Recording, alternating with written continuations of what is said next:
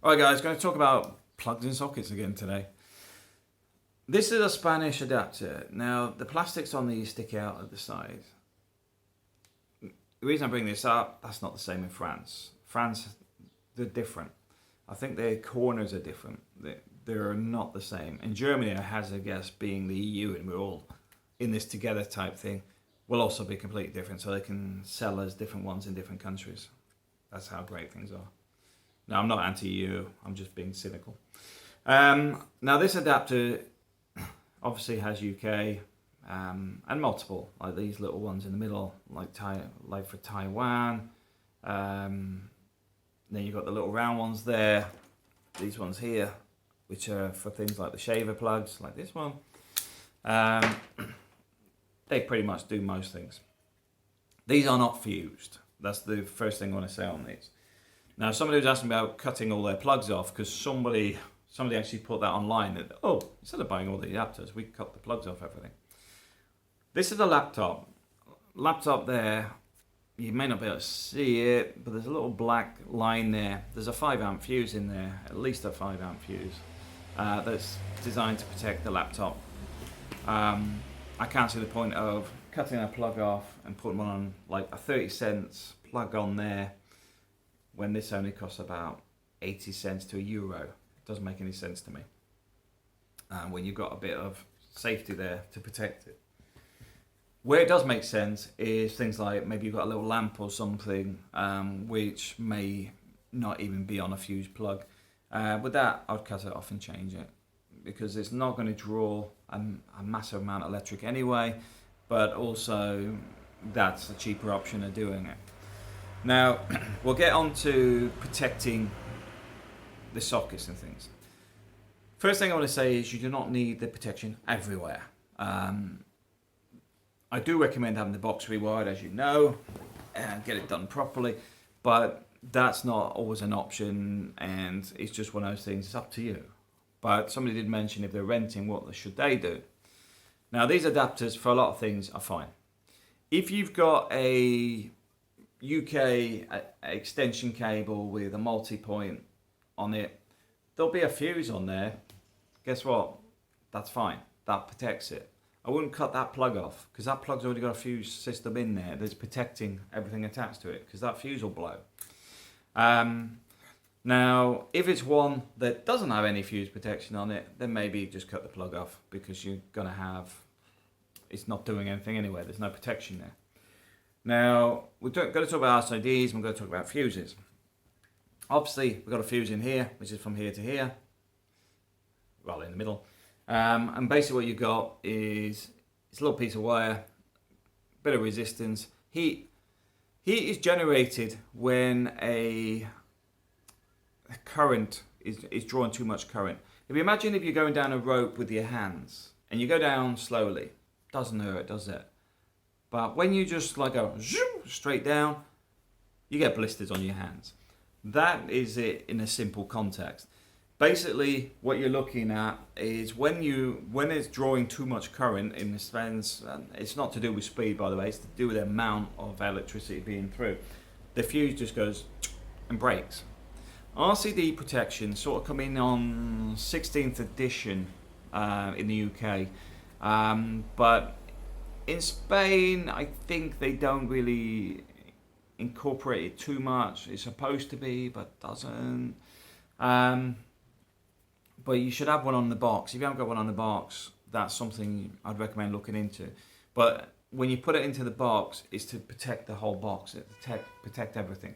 So you're looking at quite a large RCD for that. I'm not going to get into ratings, but quite simply, that may be something you want to look at as the cheapest option if you wanted to add a little bit more protection to the whole house, because it will actually protect the house from a fire. Because what it does, it monitors the circuits. It's recognizing if there is a change, extra current draw, earth leakage, all that sort of stuff. I'm not going into it in too much detail, but that's what the LCD is doing. Now, the good thing is you can also buy plug-in versions. Bad thing is they're quite expensive, which is why I'm saying don't buy them for the whole house, because you don't need it for the whole house. Where you're predominantly going to need it is probably the sitting room, where you're sitting there with your 60-inch screen, surround sound TV, satellite box, PlayStation, Xbox, stereo, 5 phone chargers, and you've got the adapters going, plug, plug, plug, another adapter, that's the one that wants it. And what you do is you basically, it'll come with it, this end, and then it'll have like, it's like a wider box with 2 buttons on it. And basically what happens is if it gets too much or it recognises something's changed, it will trip the whole lot out at that socket. The rest of the house will be fine. Don't get me wrong. It doesn't affect that. That's the whole point. If you imagine this is my socket, from here down to everything is plugged in, that's where the protection is. It is doing nothing from here to the box. That's nothing to do with it. It's only from here downwards. It's this bit is keeping an eye on. Now, that will make sure that you're not going to get it there, because obviously the biggest problem you've got is everything drawing too much power. Because if it's drawing too much from there, it will just trip out. And the thing is, it's just got a reset button. That's why there's 2 buttons on it. So you may have actually plugged something in too much. Maybe you've got everything on and decided, I'm going to use a hairdryer. Obviously, I don't use the hairdryer much, but a hairdryer is one that uses too much electricity. Not too much for what it's required to do, but if you plugged it into everything else, then it could cause a little bit of a surge and trip the whole lot off at that socket. So that's where I'd put one. Now, do you need to change all your plugs? Personally, I recommend if it's got a fuse already in it, I wouldn't bother.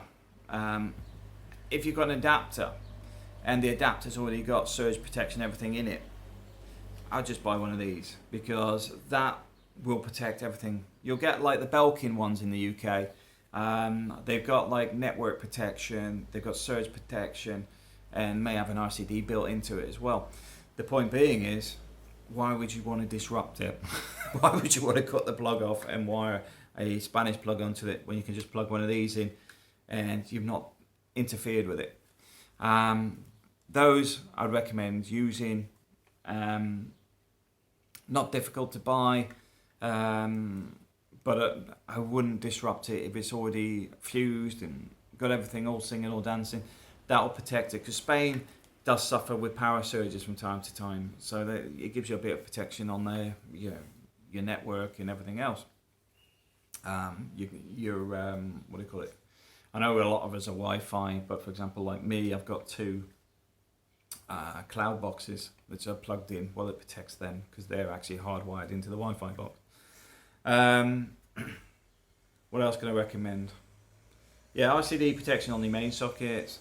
You can change the plugs on small things, like for example, if you've got a lamp or something, you can put a new Spanish plug on it. That might be the cheaper option, because it might be 30 cents instead of €1 for this, but also these are quite bulky, so you may actually just want to change it for small appliances and things. RCDs, I think I've seen the ones that are about €16. That's what I'm saying, they're expensive. But you may actually want one for, say, like the kitchen, for the where the kettle and microwave are, because if you've got them plugged into the same adapter. And the reason I say this is because a lot of the kitchens here have only got 1 or 2 sockets, and they're not next to each other, because yeah, so there's a prime example of you may actually just have an RCD for 2 things, because if you've got the microwave on and the kettle on, that might be tipping it over the edge a little bit. But beyond that, you shouldn't really need it everywhere. If you've got something near a swimming pool, I'd put RCD protection in there as a bit of a safety, just for that little bit extra safety when you can magnify the electricity with water. Yeah, and the reason I'm bringing this stuff up is not I'm trying to sell the services that we do, because obviously we do all this stuff anyway, but over the years I've seen some horrific things, because I've worked in certain environments where certain people haven't done certain things, or somebody else has done something stupid, which makes me a little bit more cautious than a lot of people. I'm not getting into some of the stuff that's happened to people, but I mean, even like a little padlock, we have lock-offs, where if you're working on some power, you lock it off so nobody else can switch it on. yeah, quick one. Well, one of the guys I was working with didn't lock it off. Somebody else got called to this site. It's a Ministry of Defence site. The power had gone off in a section of a building. He flicked it back on. The guy was still in there. Basically, it was like a fireball that went up and over him. I'm not saying how much damage was done to him. He survived, but it did a lot of damage. As simple as that. But this is why I'm sort of saying, look, you know, if you got all this stuff plugged in, just get an RCD or get a bit of get it fused. Do something to make sure it's safe. It's not hard and it ain't going to break the bank. It's much better to be safe than sorry. Thanks for watching.